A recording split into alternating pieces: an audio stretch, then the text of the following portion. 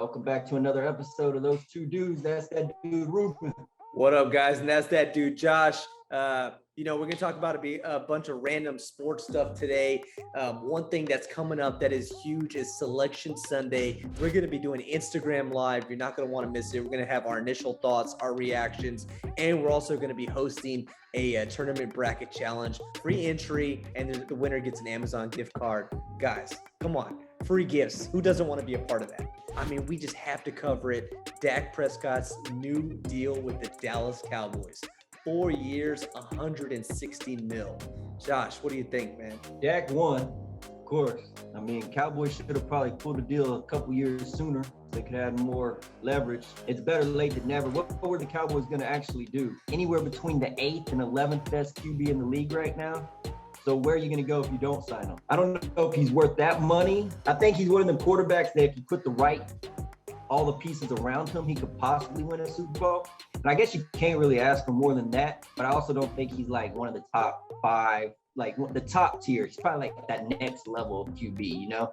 So in 4 years, $160 million, he definitely won. I think he also got the biggest guaranteed contract of all time as well. I think I heard that. Dak won. Obviously he won. They should have made this deal 2 years ago, giving the money to Zeke.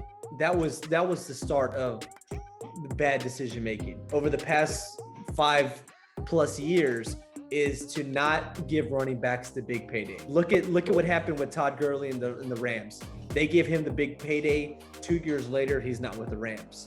Look what happened with Ezekiel Elliott. They gave him the big payday. This past year, he probably had one of his worst years. The O-line was hurt all season. Dak Prescott got hurt. So everybody was stacking the box on our backup quarterbacks in Dallas. I totally understand that, but you know, when you're getting paid that kind of money, you have to be expected to carry some of that load, and Zeke did not do that this year. So you kind of hurt yourself when you overpaid for the running backs. They have options. They could have let Dak walk. They could have tried the free agency mark because there are quarterbacks out there. Who's to say that they couldn't even made a play for Deshaun Watson? I don't know. I don't know that wouldn't have been crazy. Either way, do you think that Deshaun Watson is better than Dak Prescott? Yeah, I'd put him above Dak from what I've seen. But again, who's to say he was available? I don't know that he was available. Deshaun doesn't want to be in Houston. No, but they just announced he's their guy, though. Yeah, I know. They announced he's their guy as if they haven't been watching ESPN all summer long or all spring long. Like, yeah. Who is in charge of the Houston organization?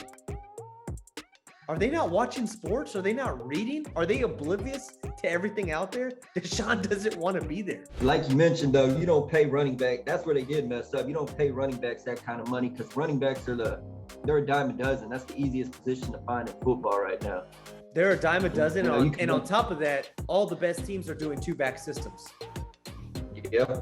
I don't know why you would lock that much money into your running back position on one player. I mean, you can get vets on the cheap, and then you can also draft. Look at the 2 teams that were in the Super Bowl this year. You had the Tampa Bay Buccaneers had Ronald Jones, and they had Leonard Fournette, a 2-back system, and then you had the Kansas City Chiefs. You had a Clyde Edwards-Helaire. Bell. Who else they had? Yeah, Le'Veon Bell, and then they had somebody else too. Yeah. So they're running back by committee. They're a dime a dozen. So I don't know. Exactly. Cowboys, they messed up there. So then you got to think they're going to lock all this money in. But didn't you mention earlier that this doesn't count against their cap until next year, correct? It doesn't, and this is why Dak really won. The Cowboys still franchised him, so he's getting that franchise tag for this upcoming season, and then the contract kicks in after. So it saves the Cowboys money this season, so they can go out and get somebody else. So what that does for Dak long-term, though, is when he gets franchise tagged a third time, whether it's from the Cowboys or a whole nother team, that team is required to pay him, I think, 120, maybe 130% above his salary. So Dak is in for a huge payday if he gets franchise tagged again. Good for him. My only problem with this situation is you're paying him elite money. So although this is good money, I'm super pumped that Dak got paid. He needs to play like an elite quarterback. So this record that the Cowboys are going to have moving forward is going to be reflective on Dak. he needs to play better. And I'm not saying that he hasn't played good in the past.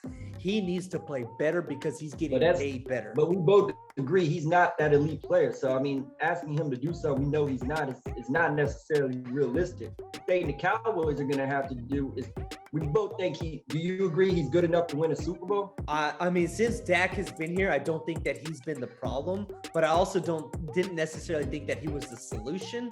But if he's not the problem, they need to fix the problems. The problems this year were the defense. By and large, they were the defense. That's why they fired Mike Nolan, defensive coordinator. So you need to fix the defense, and I think you need to fix the O-line. Because, well, I mean, granted, everybody wasn't healthy, so there was a lot of injuries. The O-line's probably fine if they could just stay healthy. That's a huge if. Yeah, we don't know. But what we know is not fine, regardless of their health or not, is defense. The Cowboys are going to have to learn how to draft in the 3rd, 4th, and 5th round, which they've been bad at doing the last few years or whatever. So, I mean, they got Dak in. He's locked in there. He's their cornerstone or whatnot. So now they got to put the pieces around him. Because like we said, we both agree that he's not an elite quarterback. He's probably that next tier. And in my opinion, the next tier QBs are good enough to win Super Bowls if you put the necessary pieces around him. You know, Dak's not going to go out there and just win a Super Bowl with mediocre talent around him. He's going to need a really good team around him. Cowboys are going to have to be really good at one, finding free agents, and 2, drafting in the 3rd through 5th round. When you can still get really good players in those rounds, 3rd through 5th, but you need to be good at your job. Good GM. Yeah, look, I mean, and to kind of defend that, when you say that they need to draft better in the 3rd or 5th round, let's be real. The draft, the NFL draft, or any draft for that matter, it's a crapshoot. They might be able to win the NFC East because the NFC East is just awful. But as far as advancing in the playoffs, probably not going to happen. The one team in the NFC East that I think might be able to compete with the Cowboys pretty soon is Washington because of their defense. If they could get a QB and a few weapons on the offensive side of the ball, but their defense, I think, is going to be really good, especially in the next couple of years with all those young dudes. Look, Washington has a great defense. Chase Young, he's the future of the NFL on the defensive side. With that being said, Washington doesn't have an offense to save their life. And because of that, you want to know how good your defense can be with no offense? Look at the Chicago Bears. The Chicago Bears have a stud defense with no quarterback. You're just going to be 8-8 for the next 3 or 4 years if you can't get if you can't get a decent quarterback. Let's call it what it is. If in 2 years they're not in the NFC Championship game, is he a bust? Was the contract a bust? If they don't make the NFC Championship game, you'll probably say that, yeah, it wasn't worth paying them that kind of money. But again, I don't know that they had much other options. So yeah, they need to make the NFC Championship game, especially when they should be able to walk through the NFC East right now. They should be able to win that division, especially over the next year or two, pretty easily. I mean, let's be real. The NFC favorites for the next 8 years is probably going to be Tampa Bay because Tom Brady is going to play for another 10 years. He's going to play till 50, huh? So what does it even matter? You know, we're big on Texas sports. Cowboys was one big story that happened. Another one that wasn't so much talked about, but our San Antonio Spurs just announced that they mutually agreed to part ways with LaMarcus Aldridge. Not necessarily surprised. I'm sure both of us saw that coming. There are a lot of people surprised out there. Honestly, this is great. I think this is good for the Spurs, good for LaMarcus Aldridge. It is good to part ways with him. What do you think? Yeah, well, I've been waiting for this move for about 4 years now. No, I'm just saying. It's been a couple years though, at least. Yeah, he's on the downslide of his career at this point. He's getting older. I mean, he's a mid-range player. That's not really how this league's played anymore. He's a dinosaur. Yeah, he's kind of a dinosaur. We're Spurs are trending. We're going with our younger guys now.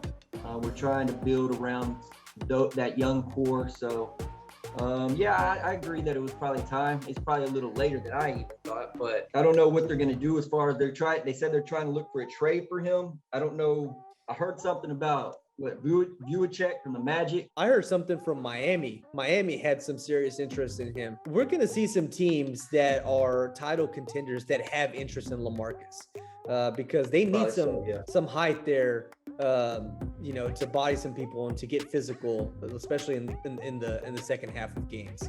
So I could see teams like the Lakers making a run for him. I could see teams like maybe Milwaukee making a run for him. Certainly Miami. Some teams that are maybe 4 or 5 seeds in their respective conferences making runs for LaMarcus. Maybe even Utah. I don't know, but yeah, I mean, he's wanted. He's out there in the market.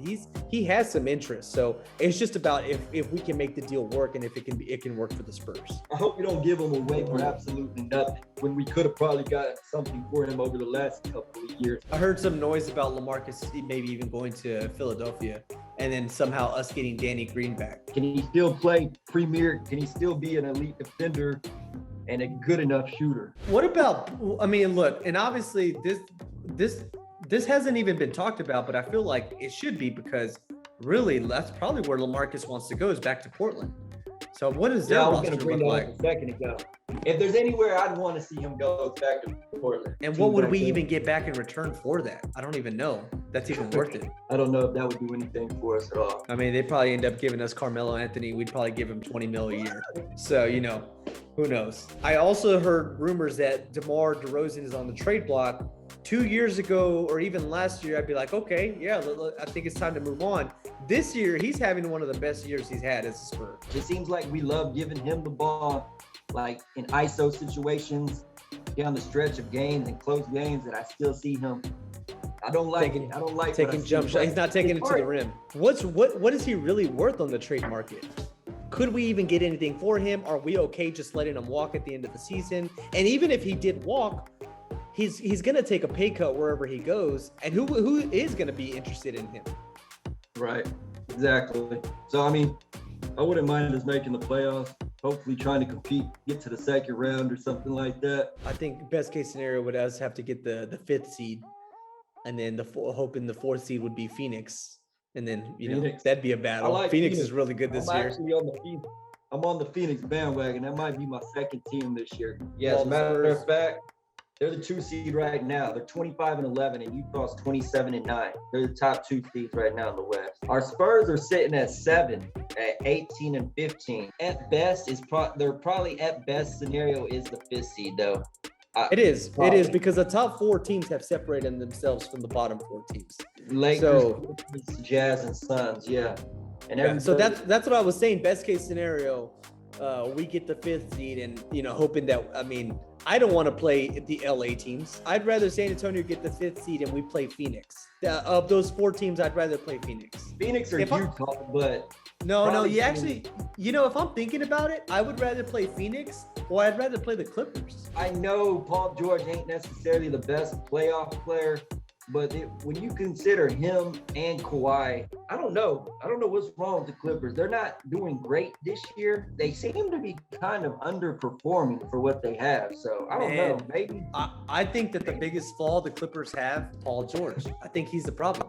I really do. Paul George was a stud in Indy, but he hasn't necessarily been the same since he had that. That injury. He got hurt, and is he 30? He's already 30. Yeah. 30. He hasn't been that player he has since he came back from that horrific injury. And see, if he's not a star, if they only have Kawhi as a star, then yeah, maybe that is the team we want to see. I mean, maybe we can get the 6th seed and play the Clippers at the 3 seed. I don't want to play the Lakers. Definitely don't want to play the Lakers. No. You know that.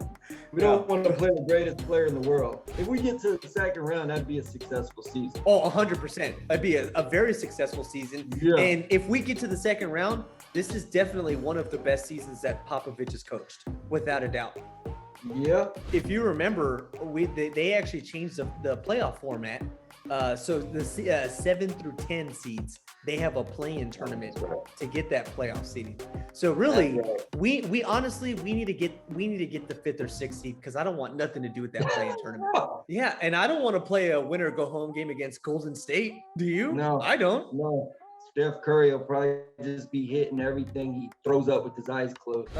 We think that the Spurs are trending high. The move with LaMarcus Aldridge is a good move. We think that they should probably keep DeMar at the end of the season and see where the dice rolls for him in the offseason for next year.